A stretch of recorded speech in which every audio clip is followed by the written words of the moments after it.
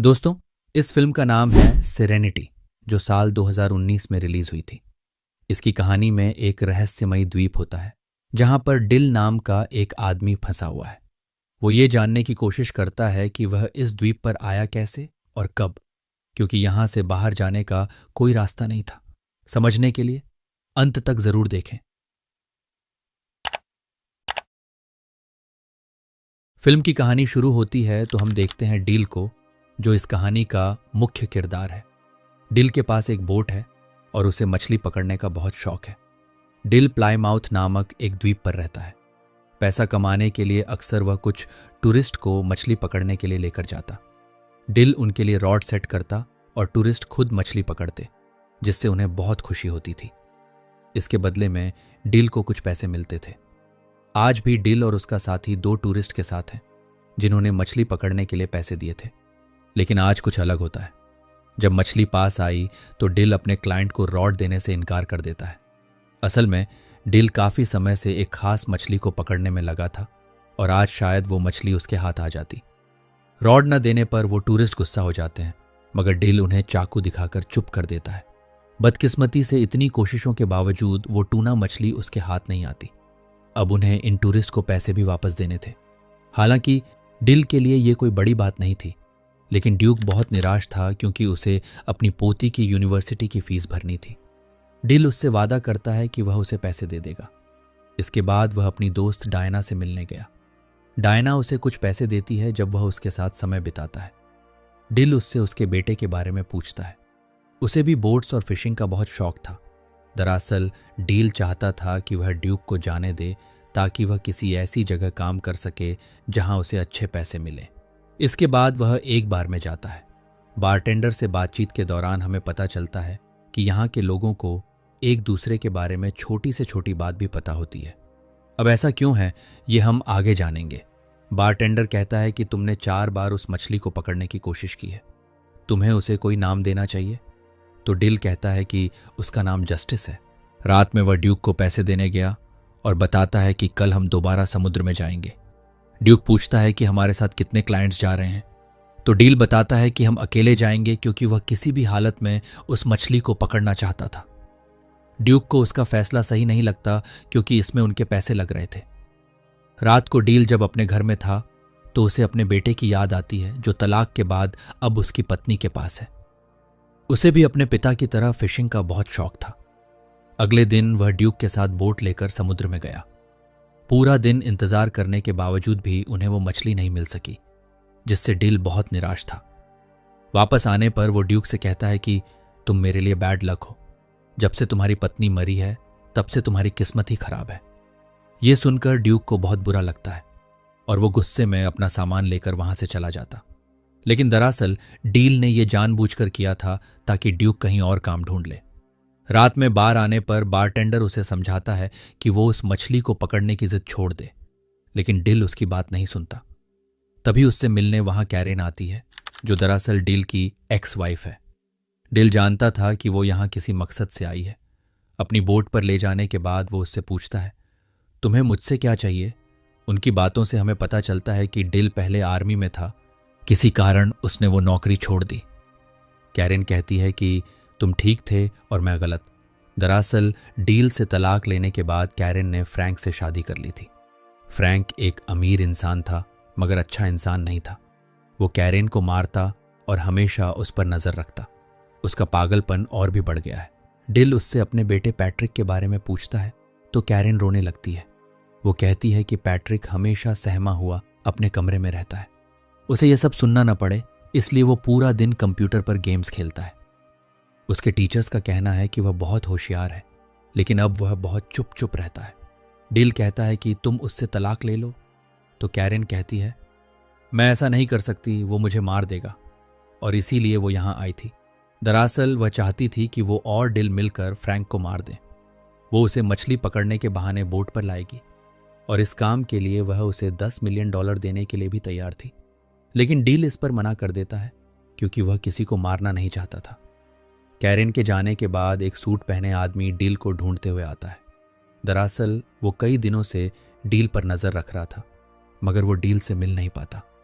अगली सुबह जब डिल समुद्र में नहाने गया तो उसे अपने बेटे की आवाज़ सुनाई दी और एक पल के लिए उसे उसका चेहरा भी दिखाई दिया। इस बीच हमें फ्रैंक और कैरेन के चिल्लाने की आवाज़ें सुनाई देती हैं। हम पैट्रिक को देखते हैं जो अपने कमरे में था। यानी इन बाप बेटे के बीच कुछ तो कनेक्शन है। खैर, उधर कैरेन का पति फ्रैंक होटल पहुंच गया था जहां कैरेन रुकी थी। उसे देखकर कैरेन घबरा जाती है क्योंकि वो 2 दिन बाद आने वाला था। आते ही वो कैरेन को टॉर्चर करता है। अगले दिन डिल एक लोकल शॉप से फिशिंग का सामान लेने गया। तब वहां काम करने वाली औरत उसे बताती है कि लोग फ्रैंक को लेकर चर्चा कर रहे हैं कि वो 1 घंटे तक अपनी पत्नी को बेल्ट से मारता रहा और कैरेन के मुंह से आवाज तक नहीं निकली। डिल इस बारे में बात किए बिना वहां से चला गया। बोट के पास आने पर उसने देखा कि फ्रैंक कैरेन के साथ उसका इंतजार कर रहा था। फ्रैंक कहता है, मेरी पत्नी ने बताया कि तुम हमें फिशिंग पर नहीं ले जाओगे। डिल कहता है, मैंने कुछ नियमों का उल्लंघन किया है, इसलिए मैं किसी को अकेले बोट पर नहीं ले जा सकता। फ्रैंक कहता है, इस छोटे से आइलैंड पर कानून पैसों के आगे हार जाता है, तो तुम इस बात की फिक्र मत करो। लेकिन डिल फिर भी इसके लिए नहीं मानता। तब फ्रैंक कहता है, हर आदमी की कोई कीमत होती है। मैं कल यहां आऊंगा और तुम मुझे फिशिंग पर ले जाओगे। इसके बाद वह वहां से जाने लगता है। इस बीच वही अनजान आदमी डील को ढूंढते हुए उसके पास आता है, लेकिन इस बार भी डील उसकी बात सुने बिना वहां से निकल जाता है। वो आदमी अपनी घड़ी देखकर कहता है, मैं 20 सेकंड लेट हो गया, कुछ तो गड़बड़ है। बाद में डिल एक मछली बेचने जाता है जहां कार्लोस उसे बताता है कि तुम्हें कोई ढूंढ रहा था, लेकिन डिल को इसमें कोई दिलचस्पी नहीं होती। फिर वह डायना के बिल्ली को देने जाता है जो गुम हो गई थी। डायना कहती है, मैंने सुना कि कैरेन ने तुमसे मदद मांगी थी। तुम एक अच्छे इंसान हो, मुझे लगता है कि तुम्हें उसकी मदद करनी चाहिए। वहां से निकलने के बाद ड्यूक उससे मिलने आया। वह कहता है, फ्रैंक तुम्हें सिर्फ एक टूर के लिए $10,000 देने वाला है। मुझे अपनी पोती की फीस देनी है, तुम्हें उसकी ऑफर मान लेनी चाहिए। डिल कहता है, मैं तुम्हारी बात क्यों मानूं? तो ड्यूक कहता है, मैं जानता हूं तुम ये सब क्यों कर रहे थे, लेकिन मुझे तुम्हारी रहम की जरूरत नहीं, मुझे तुम्हारी मदद चाहिए। अब ड्यूक की मदद करने के लिए डिल मान जाता है। बाद में कैरेन फिर से डील से मिलने आती है। डिल कहता है, मैं उसे सिर्फ फिशिंग पर ले जाऊंगा, मैं उसे मारने वाला नहीं हूं। तो कैरेन कहती है, वो मुझे और पैट्रिक को मार देगा। मैं जानती हूं कि तुम उससे बात करते हो, वो अपने कंप्यूटर से तुम्हें सुन सकता है, तुम दोनों एक दूसरे से जुड़े हुए हो। डिल उसकी बात का कोई जवाब नहीं देता। खैर, बाद में जब वह और ड्यूक समुद्र में होते हैं तो डिल अपने दिल की बात कह देता है कि उसे यहाँ कुछ गड़बड़ लग रही है। फिशिंग के दौरान डिल फ्रैंक से पूछता है कि क्या उसके बच्चे हैं। तो फ्रैंक कहता है, मेरा एक सौतेला बेटा है, मैंने उससे दोस्ती करने की बहुत कोशिश की, लेकिन वो पूरा दिन अपने कंप्यूटर पर लगा रहता है। उसके मैथ्स टीचर कहते हैं कि वो जीनियस है, लेकिन वो पूरा दिन एक बेकार से गेम में लगा रहता है जिसमें एक आदमी पूरा दिन फिशिंग करता है। वो मुझे पसंद नहीं करता। डिल पूछता है, वो तुमसे इतनी नफरत क्यों करता है? तो फ्रैंक कहता है, मैं नहीं जानता, लेकिन एक दिन मैं उसे ही मार दूंगा। ये सुनकर डिल को गुस्सा आ जाता है, लेकिन इससे पहले कि वो कुछ करता, उनके हुक में एक बहुत बड़ी शार्क फंस जाती है और वो लोग उसे पकड़ने में लग गए। खैर, वापस आने के बाद डिल कहता है कि कल हम दोबारा से जाएंगे। कैरेन को मौका मिल जाता है बात करने का, इसलिए वो डील को फिर से ऑफर करती है कि वह फ्रैंक को मार दे। कैरेन कहती है कि पैट्रिक भी यही चाहता है। ये सुनकर डिल सोच में पड़ जाता है। ड्यूक ने भी उनकी बातें सुन ली थीं। वह डील से पूछता है, क्या तुम उन लोगों को जानते हो? तो डील कहता है, वो मेरी एक्स वाइफ है। आर्मी में नौकरी के दौरान मैं एक जंग पर गया था। वहां से लौटने के बाद मुझे पता चला कि वो फ्रैंक के पास जा चुकी है। ड्यूक उसे सलाह देता है कि हालात चाहे जैसे भी हों, उसे किसी को मारना नहीं चाहिए। रात को डिल कैरेन से मिला और अब वह इस बात के लिए राजी हुआ कि वह फ्रैंक को मारेगा। उसे बस पैसे चाहिए। वह ये सब प्यार व्यार के लिए नहीं कर रहा। जब डिल घर आया तो वही अनजान आदमी उससे मिलने आया था जिसे हमने फिल्म में कई बार देखा। खैर, वह एक डिवाइस लेकर आया था जिससे डिल उस ट्यूना मछली को पकड़ सकता है जिसे पकड़ने का सपना डिल बहुत समय से देख रहा है। और ये डिवाइस वह आदमी डील को मुफ्त में देने वाला था। उस आदमी के मुंह से निकल जाता है कि यही खेल का नियम है और मैं ही नियम हूं। यह सुनकर डिल को अजीब लगता है और उस आदमी पर शक भी होता है। इसलिए वह उसे धमकाता है और पूछता है कि बता, तुम कौन हो? तब वह आदमी, जिसका नाम रीड है, बताता है कि असल में ये सब असली नहीं है, ये बस एक खेल है, और खेल का नियम है कि यहाँ कोई मरेगा नहीं। तुम एक कैरेक्टर हो और तुम्हें उस ट्यूना मछली को पकड़ना है।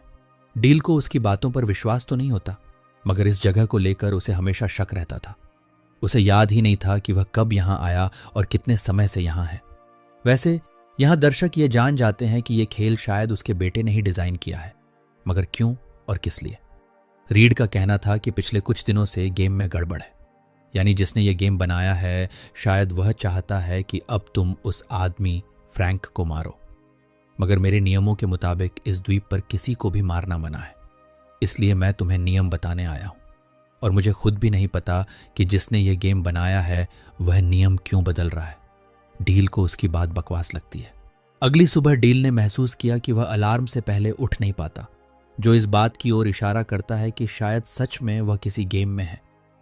हर जगह उसे बस एक ही बात सुनने को मिल रही थी, जाओ और उस मछली को पकड़ो। डिल याद करने की कोशिश करता है कि आखिर वह इस द्वीप पर आया क्यों और कब, मगर उसे अपने दिमाग में ऐसी कोई भी याद नहीं मिलती। वह अपनी गाड़ी में बैठकर काफी आगे निकल जाता है, और अब उसे महसूस होने लगता है कि यह सब सच नहीं है। वह खुद से बातें कर रहा था। तभी उससे मिलने डायना का बेटा सैमसन आता है। वह कहता है, आपको किसी की जरूरत थी, क्या मैं आपके साथ काम कर सकता हूं? इस पर डील हंसने लगता है और कहता है, जब मैंने तुम्हें इस गेम से मांगा था तब तुम मुझे नहीं मिले, और अब यह गेम मुझे सब कुछ दे रहा है। डिल वहां से चला गया। अपना शक दूर करने के लिए वह स्टोर के मालिक से कुछ सवाल पूछने लगा, मगर वह हमेशा बात को बदल देता है। फिर डिल फोन करके ये पता करने की कोशिश करता है कि रीड असली है या नहीं। उसे जवाब मिला कि रीड असली है। सबसे तंग आकर डिल बार में गया ताकि वह ड्रिंक कर सके, लेकिन बारटेंडर भी उसे वही बात कहता है। वह कहता है, क्या आज तुम फिशिंग करने नहीं जा रहे? तुम्हें काम पर जाना चाहिए। टूरिस्ट्स को मत लेकर जाना, वे हमेशा तंग करते हैं। यानी गेम के नियम उसे फ्रैंक को न मारने के लिए कह रहे थे, लेकिन पैट्रिक के दिमाग में कुछ और ही चल रहा था। दूसरी तरफ दिखाया जाता है कि जब कैरेन की आंख खुली तो उसने फ्रैंक को बाथरूम में घायल पाया। पिछले रात 6 लोगों ने उसे मारा था। दरअसल यह काम ड्यूक का था। उसने ही फ्रैंक को मारने के लिए कुछ लोगों को पैसे दिए थे ताकि वह आज बोट पर ना आ सके। ड्यूक डील से कहता है, मैंने तुम्हारे लिए जो सही लगा मैंने वही किया। इस बात से डील को बहुत गुस्सा आता है। जख्मी होने के बावजूद कैरेन फ्रैंक को मना लेती है कि वह फिशिंग पर जाए। डिल समुद्र के किनारे निराश बैठा था। तभी रीड उसके पास आता है। डिल कहता है, मुझे कुछ भी समझ नहीं आ रहा कि मैं यहाँ क्यों हूं। मेरी जिंदगी का मकसद क्या है? क्या मैं पागल हो चुका हूं? रीड कहता है, इस बारे में तो मैं भी कुछ नहीं जानता, लेकिन मैं ये जानता हूं कि यहाँ हो क्या रहा है। हम सब किसी का सपना है, और हमारे बारे में सिर्फ वही जानता है जिसने हमें बनाया है, और शायद तुम जानते हो कि वो कौन है। तो डील कहता है, हाँ, वो एक छोटा बच्चा है जो एक अंधेरे कमरे में बैठकर हमें देख रहा है। उसका सौतेला बाप उसकी मां को मारता रहता है। शायद इसी वजह से उसने ये गेम बनाया है, इस उम्मीद में कि शायद एक दिन वह अपने असली पिता को वापस ला सके और अपने सौतेले बाप को सबक सिखा सके। वो चाहता है कि मैं उसे इंसाफ दिलाऊं, इसीलिए मैं आज फ्रैंक को मारूंगा, चाहे कुछ भी हो जाए। इस पर रीड कहता है, अगर तुम यही चाहते हो तो मैं गेम के नियम तोड़ दूंगा। अगर हमारा निर्माता यही चाहता है तो तुम्हें ऐसा ही करना चाहिए। कैरेन फ्रैंक को बोट पर ले आती है। इस पर डिल भागकर अपनी बोट की तरफ जाता है। दरअसल पैट्रिक ने एक ऐसा गेम बनाया था जिसमें वह अपने पिता के साथ समय बिता सके, लेकिन जैसे जैसे उसके सौतेले बाप का टॉर्चर बढ़ता गया, पैट्रिक के दिल में उसे मारने की आग भी बढ़ती गई। पैट्रिक बस यही चाहता था कि उसे कोई संकेत मिले कि फ्रैंक को मारना गलत नहीं है। इसलिए उसने गेम में डील को सोचने की इजाजत दी ताकि डिल अपने दिल की सुने, और जो भी उसका फैसला हो पैट्रिक भी वही करेगा। यही वजह थी कि गेम उसे बार बार याद दिला रहा था कि उसे बस मछली को पकड़ना है, लेकिन डिल की सोच बदलने लगी थी। खैर, डिल बोट के पास पहुंचता है जहां फ्रैंक और कैरेन पहले से ही मौजूद थे। डिल फ्रैंक को समुद्र में ले जाता है। फ्रैंक की हालत पहले से ही बहुत खराब थी और कैरेन ने उसे नशे में भी रखा था। तभी उन्हें पता चलता है कि बोट पर सैमसन भी है जो उनके प्लान को बिगाड़ सकता था। लेकिन अंत में जब डिल ने रॉड फ्रैंक के हाथ में थमा दी तो शार्क उसे समुद्र में खींच लेती है और उसका अंत हो जाता है। असल दुनिया में पैट्रिक यानी डील का बेटा अपने सौतेले पिता फ्रैंक को सच में मार देता है और हम समझ पाते हैं कि डील की असली लड़ाई तो मौत के साथ ही खत्म हो चुकी थी। गेम में जो है वो तो बस पैट्रिक के ख्याल हैं। खैर, इस कत्ल के बाद पैट्रिक को मानसिक अस्पताल में रखा जाता है। गेम में हम देखते हैं कि कैरन डील को अलविदा कहती है, लेकिन डील में उसने पैट्रिक को अपनाने की शर्त रखी थी। डील जानता था कि वह बस एक गेम है। तब कैरन रोते हुए कहती है, कभी ना कभी तुम मुझसे जरूर मिलोगे। तभी कैरन वहां से गायब हो जाती है और डील के पास एक फोन पर कॉल आता है। कॉल की दूसरी तरफ पैट्रिक था। उसकी आवाज सुनकर डील भावुक हो जाता है। पैट्रिक कहता है, मैंने कुछ बहुत गलत किया है। तो डील उसे समझाता है, तुमने जो भी किया अच्छे के लिए किया। पैट्रिक कहता है, मैं भी गेम में कुछ बदलाव करूंगा ताकि मैं तुमसे मिल सकूं। डील बहुत खुश हो जाता है और कहता है, मैं तुम्हारा इंतजार करूंगा। कॉल कटने के बाद डील देखता है कि वहां सब कुछ बदल रहा है और अगले ही पल हम देखते हैं कि पैट्रिक भी गेम में है। वह डील से मिलने के लिए बोट की तरफ भाग रहा है। उसे देखकर डील बहुत खुश होता है। दोनों एक दूसरे को गले लगाते हैं। गेम में ही सही, लेकिन पैट्रिक अपने पिता के साथ था। और यहीं पर फिल्म का अंत होता है दोस्तों। इस कहानी में बाप बेटे के बीच प्यार को दिखाया गया है। एक पिता की कमी उन्हें ज्यादा महसूस होती है जिनके पिता इस दुनिया से जा चुके हैं। उम्मीद करते हैं हमारी वीडियो आपको पसंद आई होगी।